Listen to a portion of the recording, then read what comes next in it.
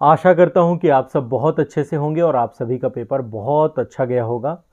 UPSC civil services exam प्रारंभिक परीक्षा 2024 का जो दोनों सत्र थे, एक समान अध्ययन का पहला सत्र और दूसरा आपका सी सेट का दूसरा पेपर जो आपका था, जीएस के दोनों पेपर सफलतापूर्वक संपन्न हो चुके हैं। एक बार अपनी राय जरूर दीजिएगा कमेंट सेक्शन में कि आपका पेपर कैसा रहा।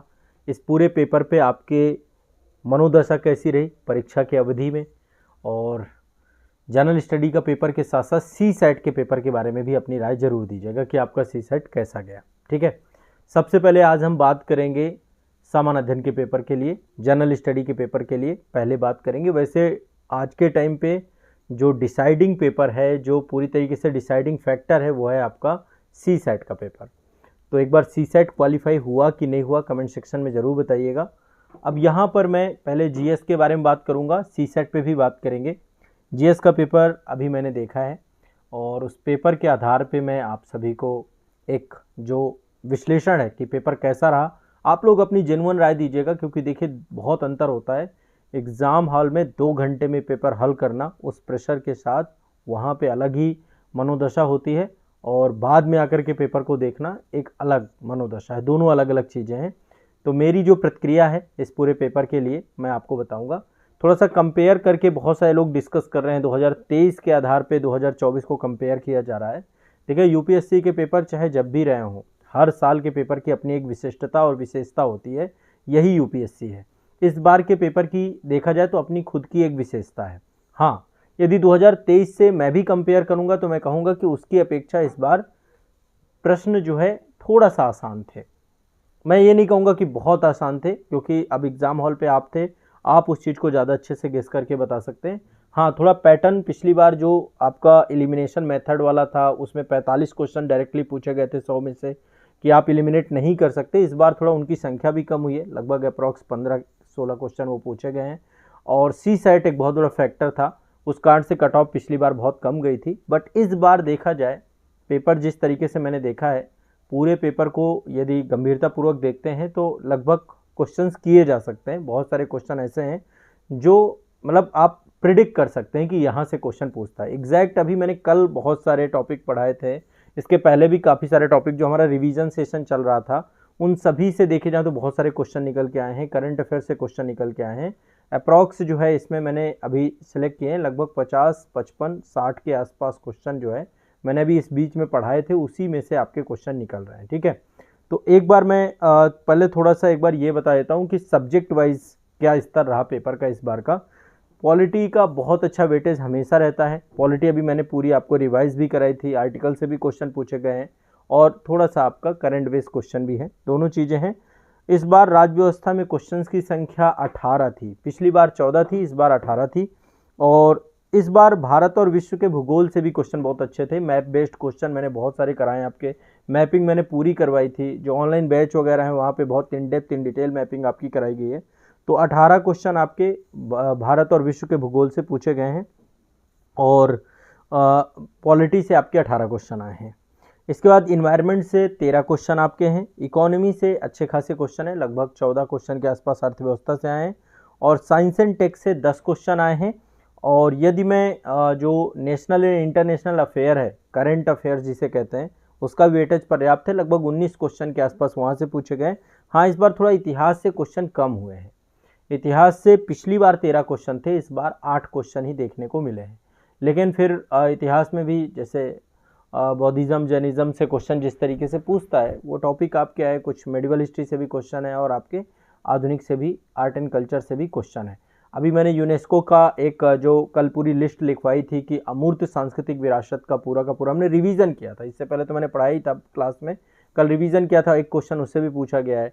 तो एटलीस्ट बहुत सारे क्वेश्चन ऐसे हैं जो मतलब आप कर सकते हैं। वाइट एरिया, जो मैं ब्लैक एंड वाइट की बात करता हूँ ना, वाइट एरिया के क्वेश्चन इस बार पर्याप्त थे यदि आप करते। और बहुत सारे ऑपरेशन से क्वेश्चन पूछे गए हैं, डिफेंस सेक्टर से इस बार क्वेश्चन है, सीडीएस से एक क्वेश्चन पूछा गया है ना। तो एटलीस्ट पेपर आप सभी ने देख लिया होगा, यदि नहीं देखा तो आज़ाद आईएएस एकेडमी के टेलीग्राम चैनल पे मैंने सेट वी का जनरल स्टडी का पेपर का जो है पीडीएफ शेयर कर दिया है। एक बार आज़ाद आईएएस एकेडमी का टेलीग्राम चैनल पे जाकर के आप लोग जरूर देख लीजिएगा। इस वीडियो के डिस्क्रिप्शन में मैं टेलीग्राम चैनल के लिंक दे दूंगा, या टेलीग्राम पे जाके सर्च जरूर करिएगा, ठीक है। आज़ाद IAS एकेडमी के नाम से आपको मिल जाएगा। अब थोड़ा सा मैं एक बार आपको पेपर के बारे में बता देता हूँ कि एग्जैक्टली पेपर कैसा रहा, और आप लोगों का इसमें एक बार आप लोग अपनी राय ज़रूर बताइएगा, क्योंकि मैं बार बार यही बात बोल रहा हूँ कि यहाँ पे डिस्कस करना।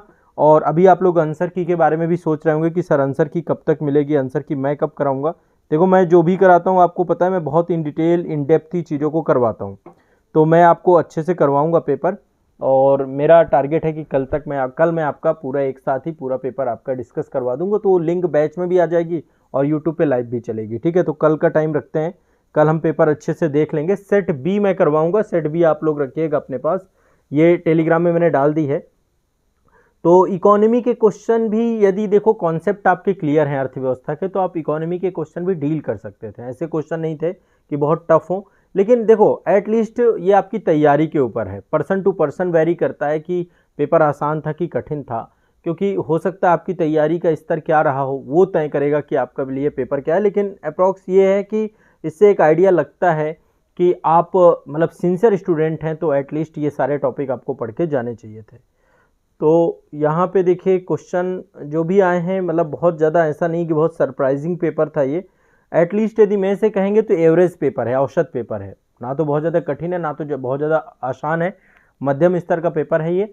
और मतलब इतना आसान नहीं है पेपर, ऐसा नहीं होगा कि बहुत ज़्यादा कट ऑफ चली जाएगा, कुछ भी चला जाएगा।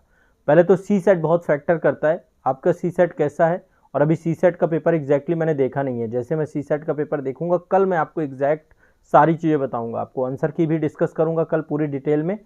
कल मान के चलिए 4 बजे का टाइम हम रख लेंगे, और 4 बजे के आसपास पूरे पेपर को हम लोग जो है एक बार देखेंगे, ठीक है। परसीमन आयोग से भी क्वेश्चन आपका पूछा गया था, ठीक है, ये मैंने क्लास में डिस्कस कर रखा है। यूनेस्को की अमूर्त सांस्कृतिक विरासत से क्वेश्चन था।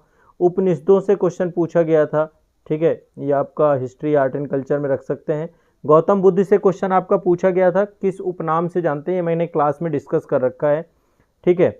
और जो है इसके अलावा जो है आपके कुछ पुरातात्विक स्थल थे, उन पुरातात्विक स्थल राज्य। इस बार हाँ एक जो चेंज देखने को मिला कि आयोग ने जो है 3 जो है आपके मैच द फॉलोइंग के कॉलम दे रखे थे, और वो तीनों कॉलम में जो है आपको बताना था कि भाई कोई कॉलम कोई भी हिस्सा गड़बड़ हुआ ना उस कॉलम का, तो आपका आंसर सही या गलत हो सकता है।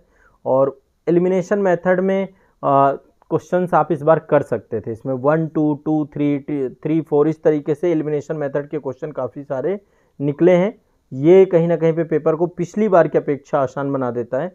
और एक आपका जो है तीनों सेनाओं की समकक्ष रैंक पूछा था, ठीक है। तो ये तो बहुत मतलब ट्रेडिशनल क्वेश्चन है, बहुत पहले पूछा गया। आर्टिकल 368 से क्वेश्चन आपका आया था। यूनेस्को की जो अभी जो वर्ल्ड हेरिटेज साइट्स हैं, है ना, विश्व धरोहर स्थल हैं, उनसे क्वेश्चन भी आपका पूछा गया था। 2023 में किसे शामिल किया गया, तो मैंने आपको ये पढ़ाया भी है इन डिटेल में, क्लास में मैंने ये पढ़ाया। तो मतलब जो चीज़ें हमने काफ़ी हद तक पढ़ी हैं, लगभग क्वेश्चन ऐसा नहीं था। लाल सागर से एक क्वेश्चन पूछा गया आपका, लाल सागर भी मैंने मैपिंग वाले सेगमेंट पे पढ़ाया था आपको। बट एटलीस्ट ये है कि टच किए गए हैं टॉपिक, ऐसा नहीं रहा कि वो टॉपिक पूरी तरीके से कोई अननोन टॉपिक आपका पूछा गया है। तो ये आपके जो है पेपर को एक बार हम लोग कल इन डेप्थ सारी चीज़ें देखेंगे, है ना। और पॉलिटी से क्वेश्चन आसानी से निकल जाने वाले थे। ऐसे ही ज्योग्राफी की स्थिति थी। इकोनॉमी में भी क्वेश्चन इतने कठिन नहीं थे, बहुत ज़्यादा कठिन क्वेश्चन नहीं थे। बस अब आप सब लोग एक बार बताइए आपका पेपर कैसा रहा, और सी साइड यदि क्वालिफाई हुआ है तो निश्चित तौर पे इस बार आप बहुत अच्छा करेंगे। मैं अभी मेंस आंसर राइटिंग के लिए भी बैच लाने वाला हूँ, और 2025 के लिए भी हमारा जो ऑफिसर्स बैच है IAS एग्ज़ाम वाले बच्चों के लिए 2025-2026 के लिए, उसमें भी बहुत इन डेप्थ इन डिटेल और पैटर्न लगभग कोई ऐसा नहीं है। चीज़ें जो हैं क्लास में आपको पढ़ाई गई हैं, इन डेप्थ हमने चीज़ें पढ़ाई हैं। मैंने इकोनॉमी के सारे कॉन्सेप्ट पढ़ाए हैं, जो कॉन्सेप्ट इसमें पूछे गए हैं। IR based international relation based question जो आए हैं वो क्लास में करंट में डिस्कस हुए हैं, तो चीज़ें हमने पढ़ी हैं। बस अब आपने, कई बार क्या होता है कि एग्ज़ाम हॉल का प्रेशर कई बार पढ़ी हुई चीज़ों को भी रिकॉल करने में मदद नहीं करता है, लेकिन फिर भी यदि आपने रिवीजन किया था, आपने चीज़ों पे काम किया था, तो पेपर उतना भी कठिन नहीं है। कट ऑफ क्या होगी, चीज़ें क्या होंगी, ये कल डिस्कस करेंगे बहुत अच्छे से। कल पूरे पेपर को डिस्कस करेंगे। कल 4 बजे आप मिलिएगा, एग्जैक्ट 4 बजे आज़ाद IAS एकेडमी के यूट्यूब चैनल पे, और हमारी जितने भी जो हमारी क्लासेस हैं सभी जगह पे हम डिस्कस करेंगे इसको, ठीक है। तो कल 4 बजे मैं आपको मिलूंगा डिटेल आंसर की डिस्कशन के साथ। ठीक है, चलिए मिलते हैं। अपनी प्रतिक्रिया जरूर दीजिए, आप बताइए आपका पेपर कैसा रहा। धन्यवाद।